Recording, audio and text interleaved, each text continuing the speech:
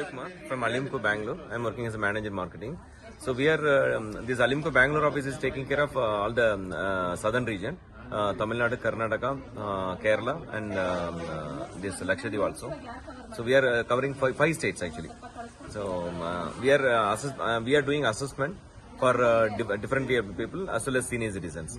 So Government of India is sponsoring us. Government of India schemes like ADIP scheme and ROE schemes, we are providing the aids and appliances. So under ADIP scheme, today we are giving around 809 people we are giving around 1 crore 9 lakhs value appliances. And under Rashtriya Vaishya Yojana scheme, we are giving around 30 lakhs worth materials. Today's program, we had distributed this kind of, both the schemes, we had distributed the aids and appliances. Thank you.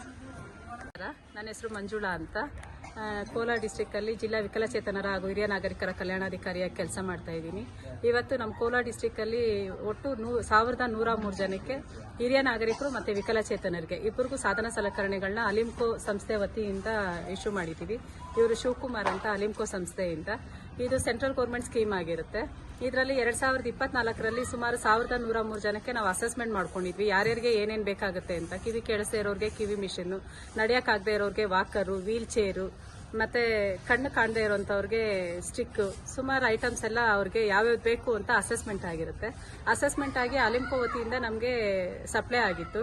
ಅದು 3-4 ಮಂತ್ಸಿಂದ ಎಲ್ಲ supply ಆಗಿರೋವಂಥದ್ದನ್ನ ಇವತ್ತು ಮಾನ್ಯ ಸಂಸದರು, ಮಾನ್ಯ ಶಾಸಕರು, DC sir ಮತ್ತೆ ZP DS sir ಎಲ್ಲರೂ ಸಮ್ಮುಖದಲ್ಲಿ ಇವತ್ತು 1103 ಜನಕ್ಕೆ ನಾವು ಅದನ್ನ ವಿತರಿಸ್ತಾ ಇದ್ದೀವಿ.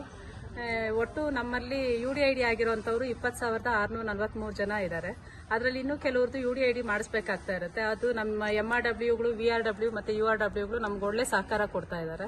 ಅವ್ರ ಸಹಕಾರದಿಂದ ಒಟ್ಟು 1103 ಜನ ಇವತ್ತು ಬಂದು ಇಲ್ಲೆಲ್ಲ ಅವ್ರಿಗೆ ಏನೇನು ಬಂದಿತ್ತು ಐಟಮ್ಸ್, ಸಾಧನ ಸಲಕರಣೆ, ಅದನ್ನೆಲ್ಲ ತಗೊಂಡು ಹೋಗ್ತಾ ಇದ್ದಾರೆ. ಇದರಲ್ಲಿ ನಮ್ಮ MRW, VRW ಮತ್ತೆ URWದು ಮಹತ್ತರ ಪಾತ್ರ. ಅವರೆಲ್ಲ ನಮ್ಗೆ ಅಲ್ಲಿ ಗ್ರೌಂಡ್ ಲೆವೆಲ್ ಅಲ್ಲಿ ಕೆಲಸ ಮಾಡ್ತಾ ಇರೋದಕ್ಕೆ ಇಲ್ಲಿ ನಮ್ಗೆ ಒಂದ್ ಸ್ವಲ್ಪ ಅವ್ರಿಗೆಲ್ಲ ಅನುಕೂಲ ಮಾಡ್ಕೊಡಕ್ಕೆ ಒಂದು ಅವಕಾಶ ಆಗ್ತಾ ಇದೆ. ಸೊ ಒಟ್ಟಾರೆಯಾಗಿ ಈ ದಿನದ ನಿಮ್ಮ ಒಂದು ಉದ್ದೇಶ ಈಡೇರಿದೆ ಅಂತೀರಾ ಮೇಡಮ್? ಹೌದು, ಇನ್ನೂ ಕೊಡ್ಬೇಕಾಗುತ್ತೆ. ಇನ್ನ ಸುಮಾರು ಜನ ಇದ್ದಾರೆ.